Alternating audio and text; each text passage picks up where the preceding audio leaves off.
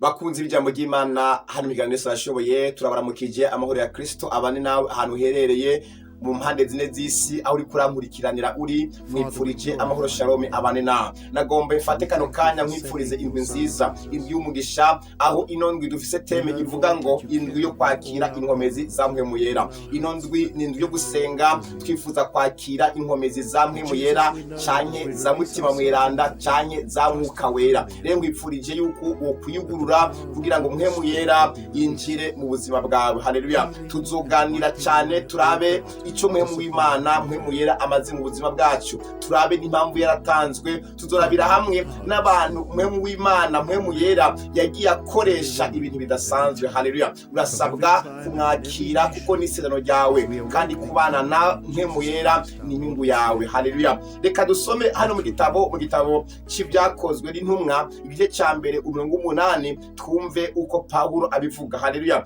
Ariko ngo muzohabwa ubushobozi mpwemu yera niyabazako muzoba ivyabona byo gushingira intahe Yerusalemu ni Yudaya hose ni Samariya no gushisa ku mpera y'isi. Imana nishime cyane.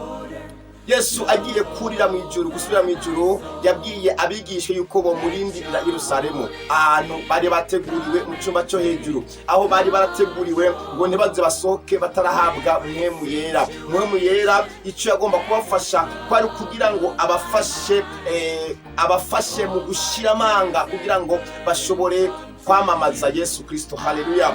Mwipfurije guhabwa no kwakira inkomezi za mpwemu yera. Haleluya. Mumusabe kuko ni isezerano twahawe n'Imana. Iyo umuntu afise mpwemu yera icyambere agira ubushobozi hejuru y'ibigwanya. Iyo ufise mpwemu yera ugira ubushobozi hejuru y'ibikugwanya. Muri Bibiliya turaza abantu benshi bagiye bakira mpwemu yera. Urugero Samsoni amaze kwakira mpwemu yera yahawe ubushobozi, biravuga ngo mpwemu yamuje mu kabushungwe ako kanya amaze kumuza ko yaciye agira ubushobozi bwo kwica intare. Uribukana na Dawudi amaze kwakira ubushobozi, yari afise ubushobozi budasanzwe aho yakora ibintu biteye ubwoba. Haleluya. Umenga umwana w'umuntu niyo bikora. Rero kwakira mpwemu yera iyo ufise ugira ubushobozi hejuru y'ibidashoboka. Haleluya. Iyo ufise mpwemu yera ibikugwanya ntibigushobora. Haleluya. Icya kabiri, iyo ufise mpwemu yera ushira amanga yo kwamamaza Yesu, umwe yapfa akongera akazuka. Pawulo amaze kuzura mpwemu yera yaravuze. Haleluya. Aratanga kuvuga ashingira intahe Yesu. Kubera iki?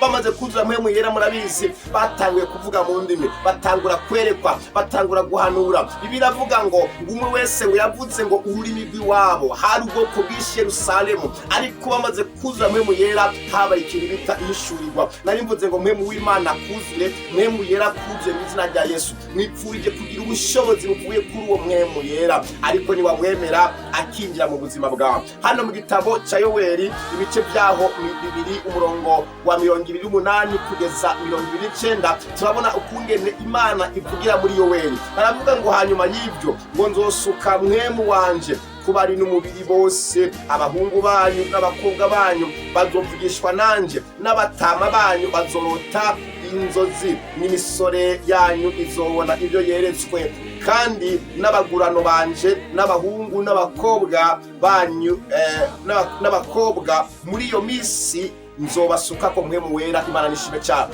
Mpwemu yera ni isezerano twasezeraniwe. Urasaba kumusaba. Yesu nashime cyane. Mpwemu yera iyo amanutse ntabwo arobanura, kimwe gusa akeneye ko ashikira ahantu hera, kuko mpwemu yera nakunda kuba mu nzu canke mu ngoro icafu. Yesu nashime. Urasaba kwirinda ibyaha n'igisa nacyo kugira ngo mpwemu w'Imana yinjire, kubera mpwemu yera nakunda ahantu hacafuye. Imana nishime cyane. Ni ngombwa ko wimenya yuko wowe uri ingoro ya mpwemu yera. Kuko ijambo ry'Imana rivuga ngo ntimuzi yuko none imibiri yanyu ari ingoro za mpwemu yera. Menya yuko wewe uri urushengero, menya yuko wewe uri ingoro y'Imana, ingoro ya mpwemu yera. Hano mu gitabo c'Abanyefeso ibice 2 umurongo wa 22 haravuga ngo muri we namwe ngo murubakanwa kugira ngo muheshwe na mpwemu kuba ingoro Imana ibamwo. Yesu nashime cyane.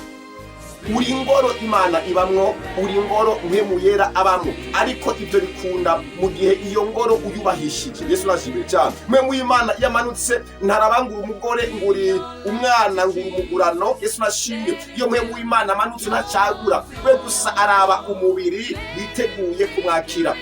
Biravuga ati ku muryango radodora niugurura ndinjira. Yesu nashimye cyane. Ukomeze kose uhaye kaze na karibu mpwemu y'Imana yagukoresha. Niyo mpamvu yavuze ngo nimwamara kubona uwo mwitsa ngo muzoba abagabo bo kumpamya. Uno munsi hari abantu benshi usanga bagenda bibaye n'amadogitrine yabo bavuga ngo abagore ngo nibo sinzi ngo nibo baba pasteri ngo nibo yobora, ariko iyo uravye ku cyuma cyo hejuru bose bari kumwe. Biravuga ati ngo harimo abagore harimo n'abagabo. Rero igihe mpwemu y'Imana yamanutse bose bahawe mpwemu yera kugira ngo bagire ubushobozi n'ubushizi bw'amanga bwo guhamya bwo kwamamaza uwo mwami Yesu. Amaze kumanuka yabakuye mu bwoba. Nanivuze nawe mu izina rya Yesu, ubwo bwoba bukuvemo, ubwo bwoba bukuvemo bwo gutinya abadayimoni, bwo gutinya abarozi. Hari abantu benshi niyo babonye imbeba bakabona umuserebanyi ucumenga isi irarangiye, ariko izo ni imbaraga nke zo kutagira mpwemu yera. Iyo ufise mpwemu yera urashira amanga, iyo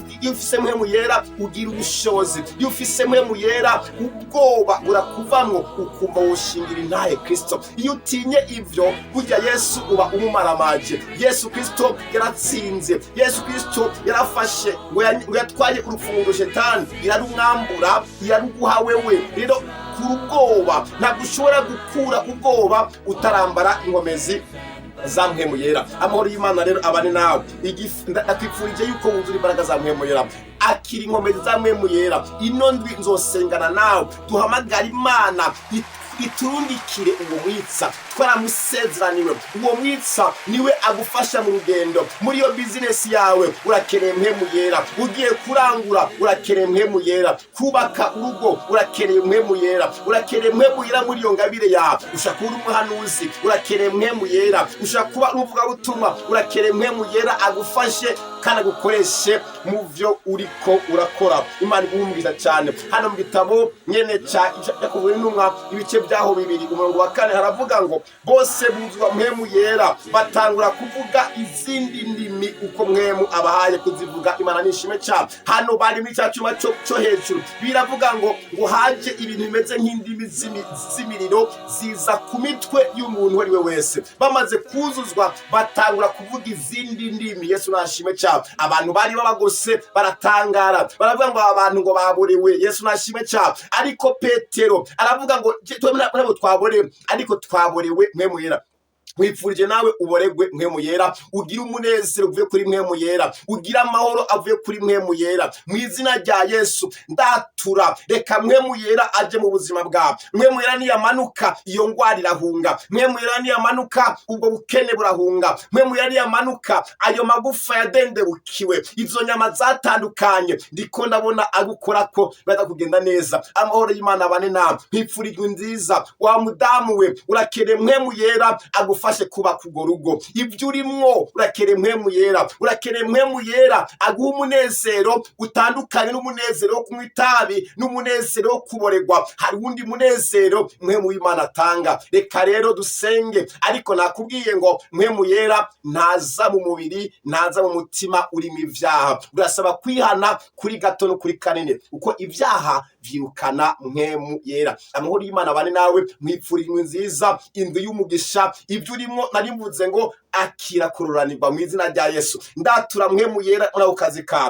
kawe reka mpwemu w'Imana arimo. Ushobora kuba uri mu biro urakeneye mpwemu yera. Mpwemu w'Imana niwe azoshobora kugufasha gucyuka urubanza. Ushobora kuba uri umucamanza urakeneye mpwemu yera. Ushobora kuba uri umushinga amateka urakeneye mpwemu yera. Haleluya. Ushobora kuba uri umusirikare ku rugamba urakeneye mpwemu yera akurongore. Yesu nashimwe. Urakeneye mpwemu yera. Ibyo ukurakora byose urakeneye mpwemu yera kugira ngo ufashe. Yesu nashimwe cyane.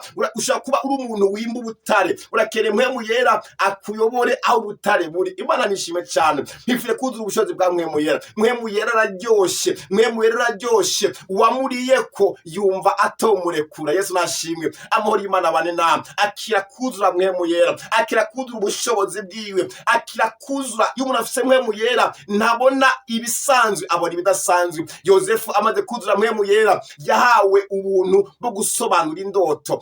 Daniyeli, Meshake na Abedenego bari Babuloni bamaze gusenga, buzuye mpwemu yera, batangura gusobanukirwa ibintu vyananiye abahinga. Nari nguvuze ngo mpwemu yera aje mu buzima bwawe agusobanurira ibyikinze, akuzure, aguha umunezero uri hejuru y'ibinezeza byo misi. Amahoro y'Imana bari nawe, mwipfurijwe indwi nziza, indwi yo kuzura inkomezi canke imbaraga za mpwemu yera. Amahoro y'Imana bari nawe.